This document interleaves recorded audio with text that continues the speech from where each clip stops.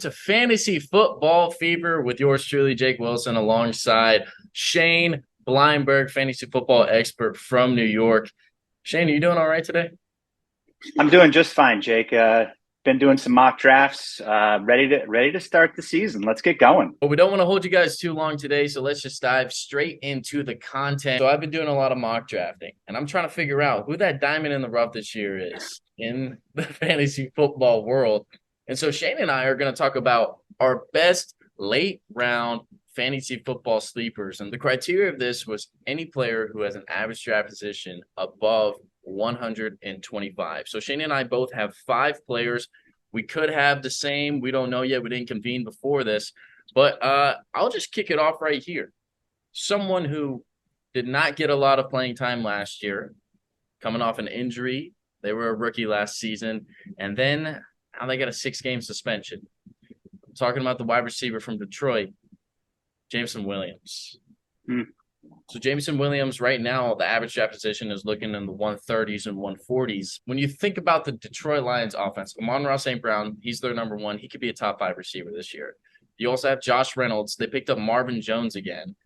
Jameson Williams is that guy. He's that deep threat. And I'm telling you right now, when he gets back from that suspension, there could be some crazy games happening there in Detroit. Yeah, Jake. I think what scares a lot of people off, obviously, is the 6-game suspension to start the year. But if you're looking for a late addition in the season, Jameson Williams might be your guy. It'll probably take him a few games to get back into the groove of the NFL season. But once he gets going, he could be dynamic for that offense. And I guess that kind of you segued perfect to me because one of my deep sleepers, one of my late round flyers that I love going into drafts this year is Jared Goff. Jared Goff, of course, the quarterback throwing to all of these weapons up in Detroit. Last year, he finished as overall the 11th quarterback in fantasy. Now, that's not top 10. I get that. But he's going as quarterback 21 this year. Now, with having a healthy Jameson Williams coming into the season, once he gets there after that 6-game suspension, the sky's the limit for this offense. They added Jahmyr Gibbs into the fold through the draft, who I think is going to be a better player, a great receiver. So I think Goff's going to get a ton of yards out of the backfield to Gibbs. I have some hope that he could be a top 10 quarterback this year. I like Jared Goff. I really do. And he did a really good job in the Barbie movie. He's a football Ryan Gosling, ladies and gentlemen. He looks just like him. But no, I've always been a Jared Goff fan.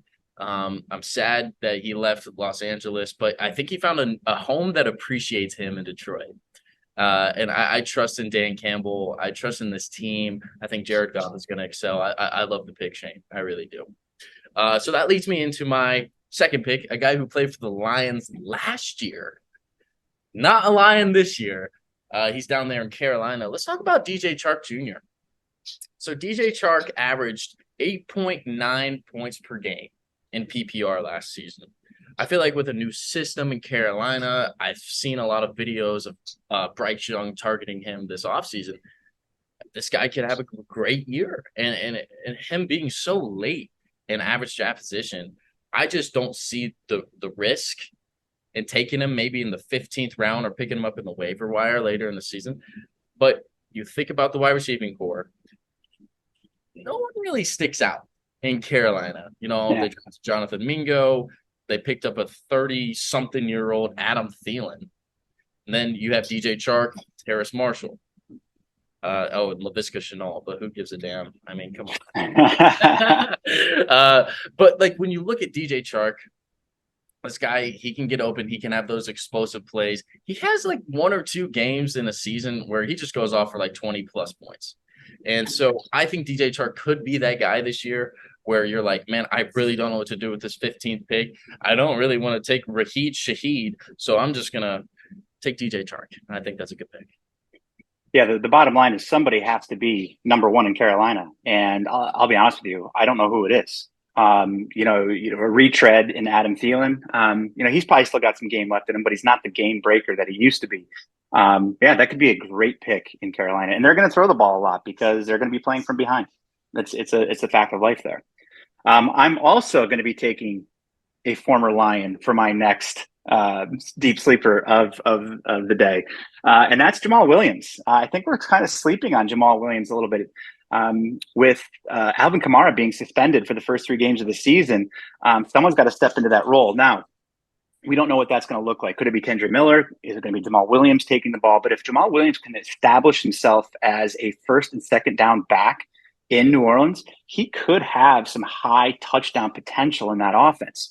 Now, with Derek Carr coming on board, and I'll talk more about him later, but with Derek Carr coming on board, you might see a much improved offense down in New Orleans and many more scoring opportunities, goal-to-goal opportunities in New Orleans for Jamal Williams. So I don't. We're not going to see what he did last year in Detroit.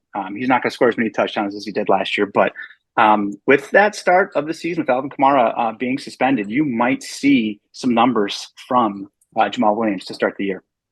I like the pick there. You know, a lot of people are counting him out. They're saying last year was a fluke because every time you scored a touchdown, it was 1 yard out. But guess what? In fantasy, who cares? You just want touchdown to touchdown. Yeah. Third pick for me, another running back. I'm talking about a guy who could potentially get some playing time if the starter is not what he was 2 years ago. He had a rough year last year. How about Jaylen Warren, Pittsburgh Steelers running backup? He got some playing time last year. I liked what I saw out of him. Yeah, he averaged only 5.8 points per game in PPR. But if Najee Harris continues to play bad, or if he gets injured, I don't mind seeing Jaylen Warren in that offense. And I agree with you. He did show some numbers in Pittsburgh last year when Harris went down. All right, my next pick, and I was kind of surprised by this one and how low he's going, and that's Khalil Herbert for Chicago. He is going running back 36 right now, which, as far as I can tell, he's going to get the carries in Chicago. Now, Deontay Foreman, of course, is competing for playing time there as well, but this is an offense that has a running quarterback. When you have a running quarterback, that opens up lanes for running backs. That play action pass is going to be a big part of their game as well, too. So I think Khalil Herbert going 36 for running backs as a starter, potential starter, of course. You know, this preseason is still early, but as a potential starter for the season, I think that's a value pick to get him later in drafts. Khalil Herbert is such an interesting guy. You know, last year, Khalil Herbert actually led the league in yards per carry. Yeah, 5.7 yards per carry. It was impressive, his numbers. And that's what I'm saying is like you have a guy like that in your backfield. Deontay Foreman is pretty much like a Walmart version of Derrick Henry. I'm just going to be completely honest with you. But there's nothing that really wows me with Deontay Foreman. Yeah. He hasn't had a breakout season really. Now, could this year be Deontay Foreman's year? Maybe. But I just don't see it happening. I think Khalil Herbert, he's been in the system.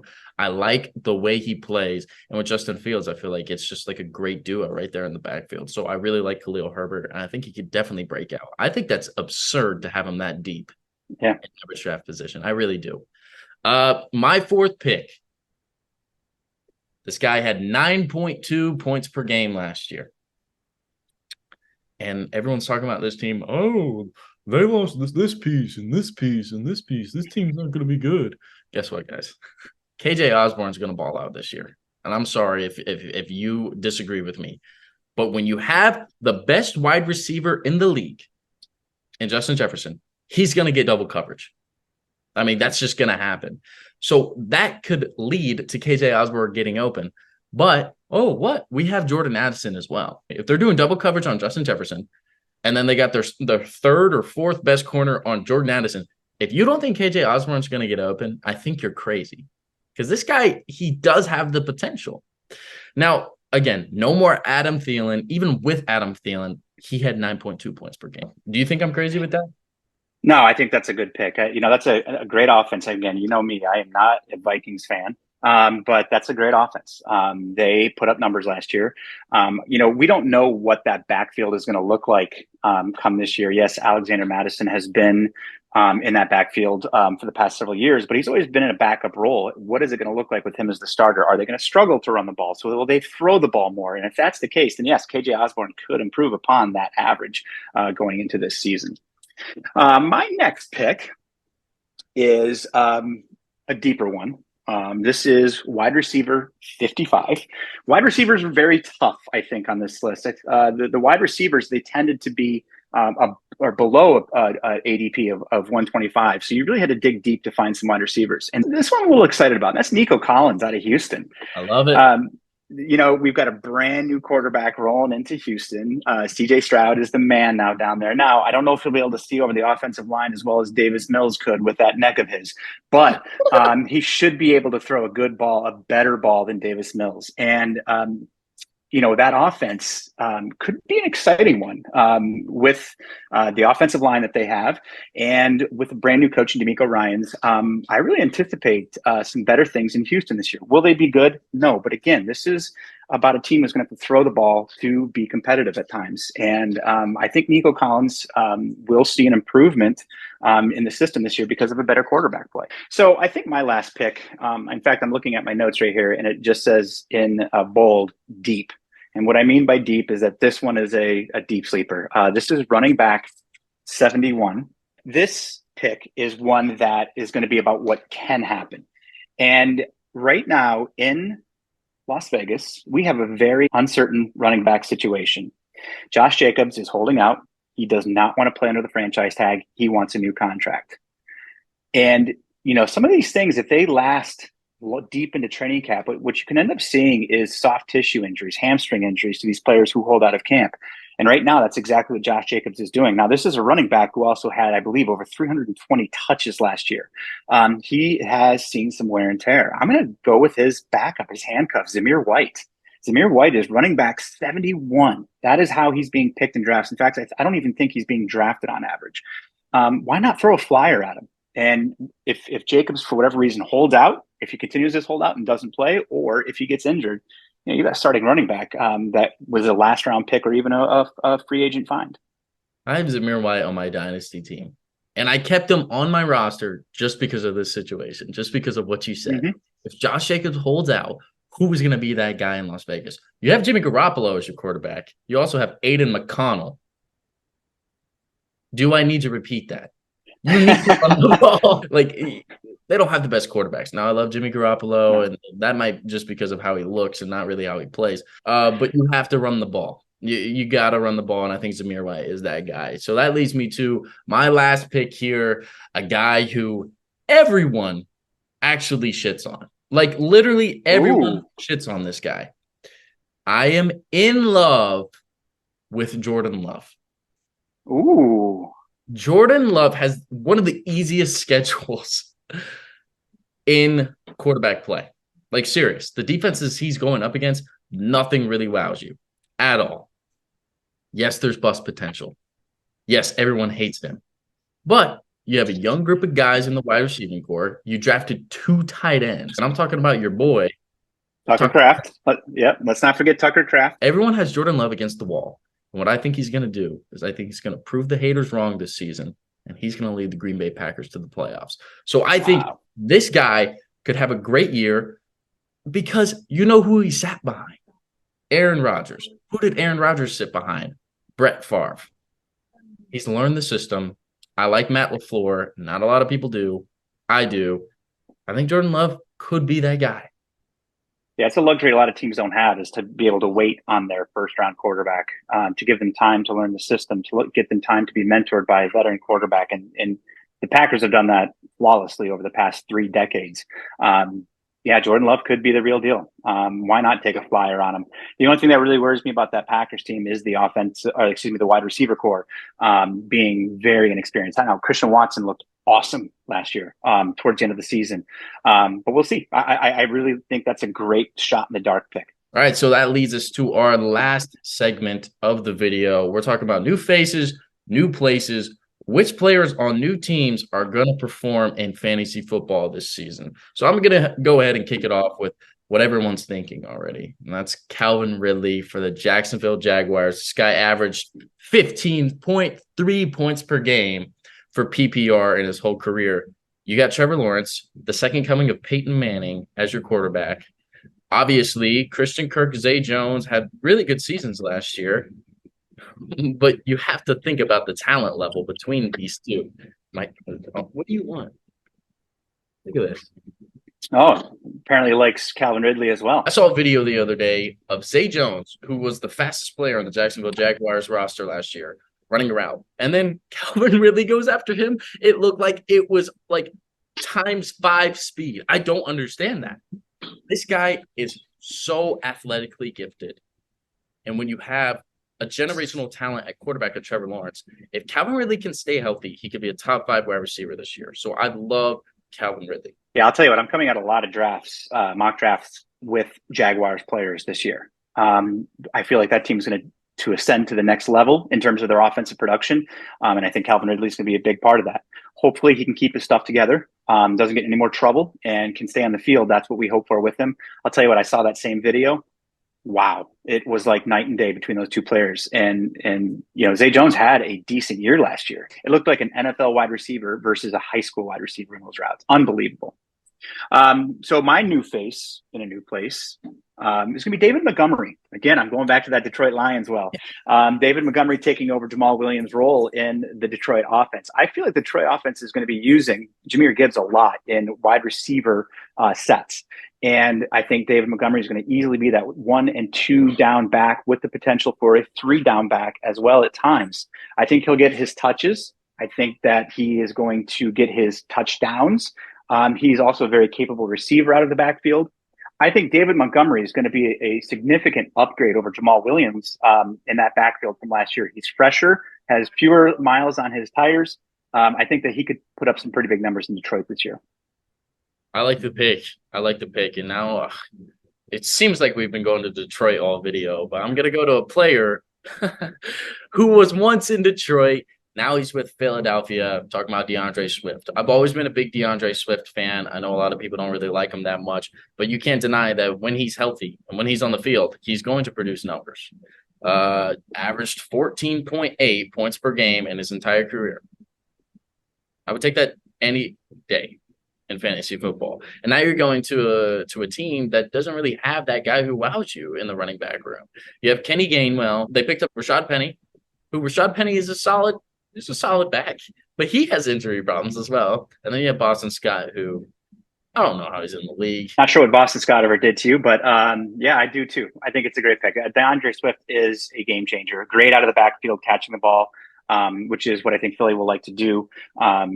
Keep that offensive moving. He's going to another great offensive line. Philadelphia has one of the best offensive lines in the league.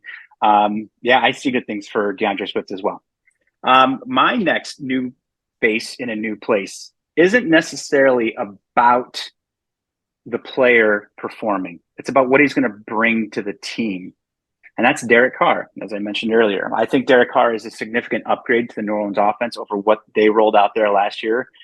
Excuse me, Andy Dalton, excuse me, Jameis Winston. I think that he is going to spread that ball all over the offense.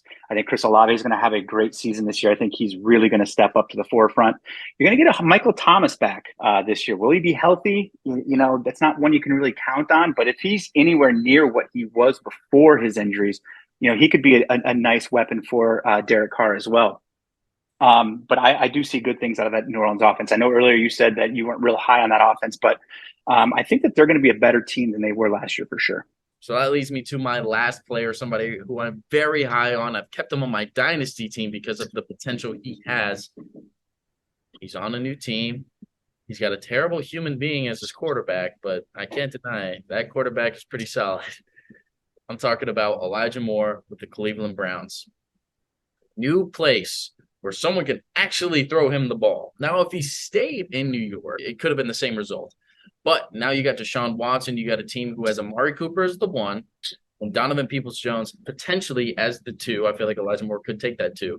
But you put Elijah Moore in the slot, I feel like with this offense, with the way they can run the ball, he's going to get open. He's kind of a gadget guy, too. He's very shifty. If he gets in the open field, I feel like he can break loose. Odell Beckham Jr. was a big fan of the Jets drafting Elijah Moore out of Ole Miss. And these Ole Miss receivers, they do not miss as of now. I mean, for real, though. So I'm excited for Jonathan Mingo as well. I think Treylon Burks is going to have a great year. And Elijah Moore out of Ole Miss, I think this is the right fit here in Cleveland. Yeah, I think that was a good move for his career. He was in the doghouse for whatever reason in New York for his entire career. And I think moving him was the best thing for him to do. And he's going into a really good situation with, as you said, not a great person, scumbag, maybe some would say, at quarterback. But it's a good situation, and I really, really like him in Cleveland this year. My last new face in a new place. This is kind of I think an easy one, and it's another one that I think that it's going to help the team more so than it's going to help the player, and that's DeAndre Hopkins. DeAndre Hopkins going to Tennessee is a huge get for that team. That team was going nowhere last year. With Tannehill healthy this year, they have a competent quarterback. Malik Willis just wasn't that last year. This will take pressure off of Derrick Henry as well. Take pressure off that line because now you have that deep threat that they didn't have last year. Treylon Burks is now going to get to see more open passes. I think this is going to be a good fit for this team. And I think that he could actually put up great numbers. I don't think by any means that his career is over. I think he's still a great receiver, and I think he could put up some numbers there. Man, I love the pick. I really do. And again, like, I don't really care who's at quarterback. DeAndre Hopkins made it work with all those quarterbacks in Houston, where we're talking about guys like Tom Savage and Brock Osweiler. If he can make it work with those quarterbacks, he can make it work with either Ryan Tannehill or Will Levis. So that's all that we have today, ladies and gentlemen. Shane, I appreciate you so much, man. It's great to have you back on screen. It's great to reunite together after some years. If you guys like this content, please leave a comment and a like, and don't forget to subscribe here at KPD Sports Media. Also, if you have any fantasy football questions, please leave those down in the comment section, and Shane or I will try to get to those. So I hope you guys had a great time, and we will see you soon.